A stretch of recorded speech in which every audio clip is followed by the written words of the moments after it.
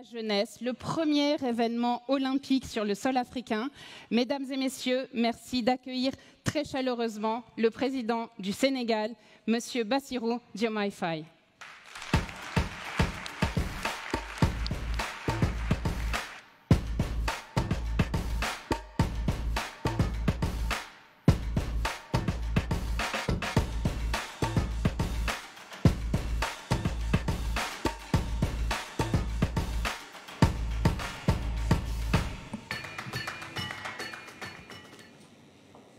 Excellences, Monsieur le Président de la République française, Monsieur Emmanuel Macron, chers collègues, chefs d'État et de gouvernement, Monsieur le Président du Comité exécutif du CIO, chers membres du mouvement olympique, Mesdames, Messieurs, je voudrais à l'entame de mon propos remercier le Président Emmanuel Macron et Monsieur Thomas Bach, président du comité exécutif du CIO, pour leur aimable invitation à ce sommet des Jeux du développement durable en prélude des Jeux olympiques Paris 2024.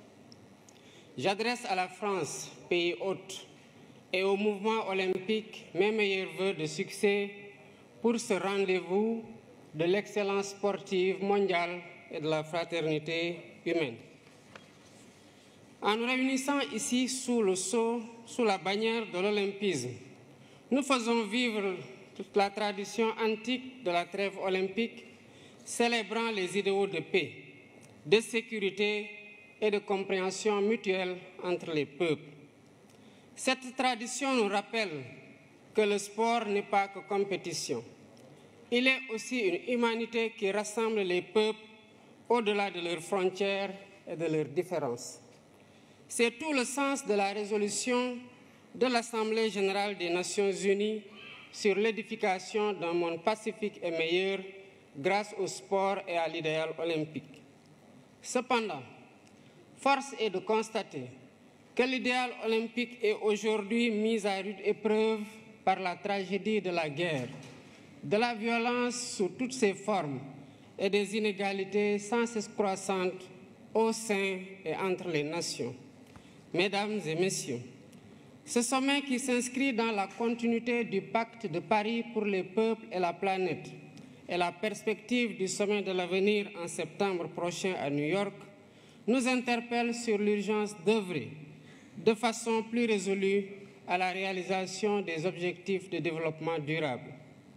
Inspirée par l'idéal olympique, notre rencontre devrait sonner le réveil des consciences sur les inéquités persistantes d'un ordre mondial historiquement dépassé. Si nous voulons que les choses changent, il nous faut changer les règles du jeu. Je pense à l'évasion fiscale, aux congés fiscaux abusifs et aux autres flux financiers illicites qui privent nos pays de ressources vitales au financement du développement. Je pense à la question lancinante du traitement juste et équitable de la dette ainsi qu'au système de notation biaisé sur l'évaluation du risque concernant l'Afrique.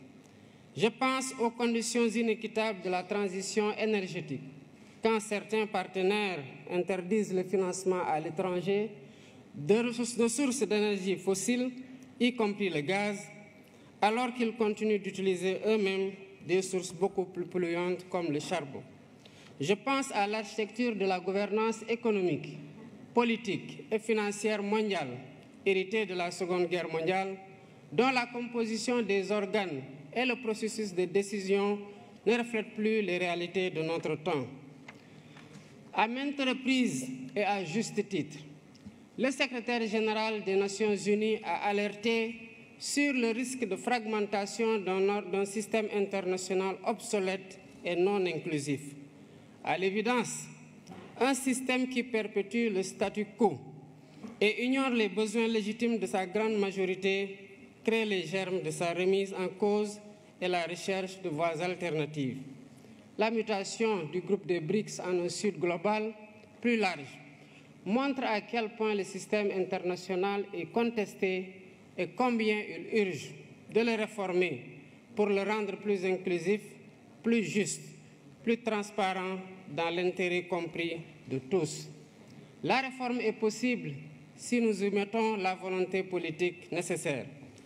Excellences, Mesdames et Messieurs, dans 2 ans, le Sénégal accueillera le premier événement de l'olympisme en Afrique avec les Jeux olympiques de la jeunesse. C'est un honneur que nous partageons avec notre continent.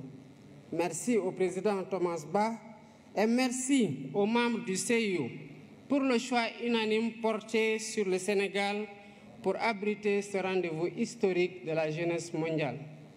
Conformément aux engagements convenus, nous préparons l'événement en tenant compte de 3 impératifs. D'abord, la co-construction entre l'État, le CIO et le Comité national d'organisation sous la conduite dynamique de M. Mamadou Diagne Ndiaye, président du Comité national olympique sportif sénégalais. Ensuite, la maîtrise des dépenses publiques en privilégiant la réhabilitation et la mise en niveau d'infrastructures existantes pour abriter les compétitions. Enfin, le suivi renforcé des questions de sécurité, d'hébergement, de transport, de restauration et de santé, entre autres.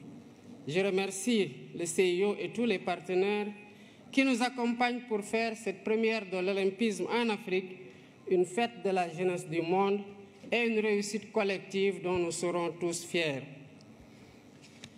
Je saisis l'occasion pour attirer l'attention du sommet sur le fléau insupportable du racisme et de la discrimination raciale qui continue de gangréner le sport dans un contexte de banalisation des discours haineux et xénophobes. Face au racisme,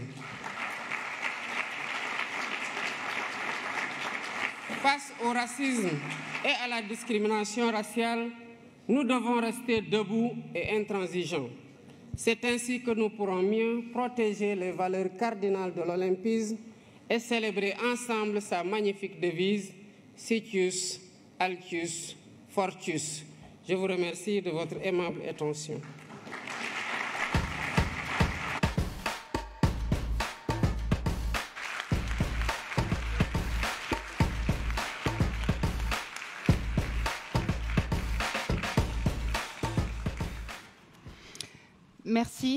Merci, Monsieur le Président. Pour clôturer